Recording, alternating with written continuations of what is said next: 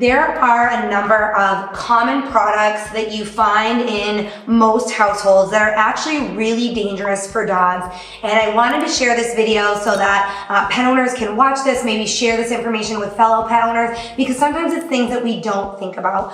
My first common household hazard is cleaning products.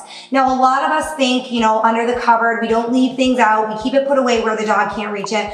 But it's actually important to use products that are safe for your pet as well. Because think about it when you're cleaning your floors. If you're using a floor cleaner that's toxic to your dog, he's walking on that, he's licking his paws, ingesting it, it might be rubbing his face and getting it in his eyes. So you want to make sure that you're not only keeping products out of reach of your pet, but also using products that are safe for your pet.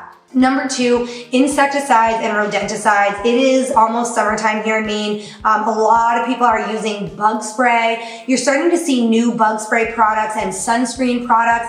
They're like roll-ons that look like a big chapstick. There's wipes that you can wipe on. So that kind of stuff is sometimes you forget about that and leaving it out where your dog can get it. So keep a close mind on that those products are not safe for your pet. Insecticides and rodenticides sometimes get tucked away, like if you have poison out for rats or mice, or if you have different products that are supposed to be harmful to insects, those get left like in little corners and tucked away, and people think it's no big deal because their pets aren't going to get into them. 1, your pet may still get into them, and 2, sometimes your pet actually gets the rodent or the insects that have ingested those. So, if your dog eats a spider, or your dog happens to stumble upon a mouse or a rat that's ingested that, and they then eat that because that's what dogs do, they're still ingesting that. So be really, really mindful of the products that you're using to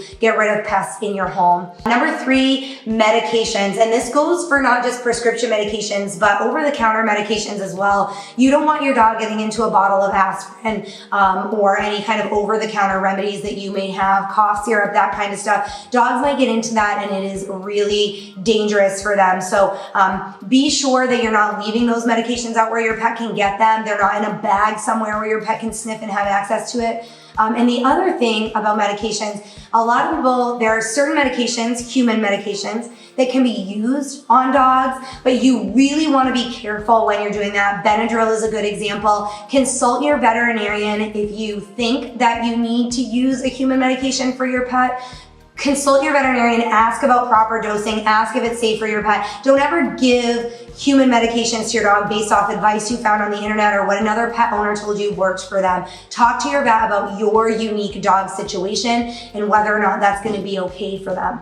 4, plants. There are tons of house plants. If you click the link below this video, it takes you to my written guide, and I have a laundry list of house plants in that written guide that are actually toxic to dogs.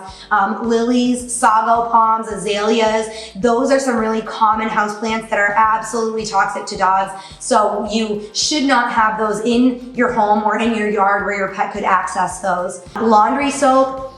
Pretty much anything you'll find in a laundry room, fabric softener, bleach, dryer sheets, any kind of stain removers, those can be really toxic to dogs as well. So if you have a curious, especially curious pet, they may be on a shelf or sitting down by your washing machine, but you want to make sure that those are in a cupboard, somewhere where your pet can't have access to those. Dryer sheets is something that a lot of people don't think their pet will even get into, but especially with puppies or more curious dogs, you just never know what they're going to get into when you're not there supervising. So be really mindful of the products that you're using for your laundry. Number 6, and another one that a lot of people don't think about, is batteries.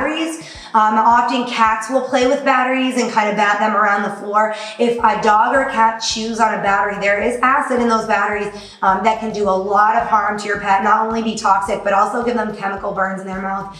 And you want to be really, really careful that batteries don't, fall down somewhere and the cat bats around and an animal can find those. So be really careful about how you care for the batteries in your home and make sure that they're somewhere where your pets can't access them. Finally, another one, and super common, common in most households are children's toys. Children's toys, much like for very small children, can have a lot of small parts.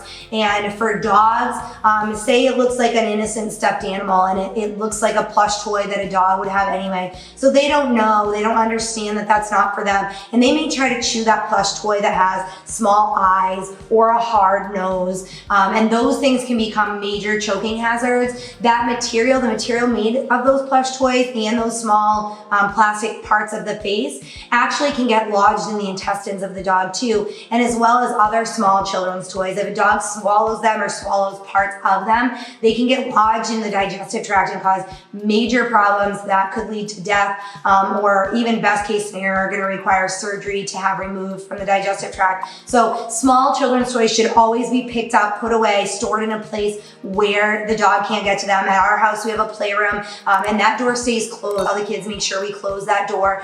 There's also a dog gate so that in case the door does get left open, or if the kids are in there playing and they want to keep the door open, there is a gate there, a pet gate, so that our dogs can't get in, to keep them away from the children's toys.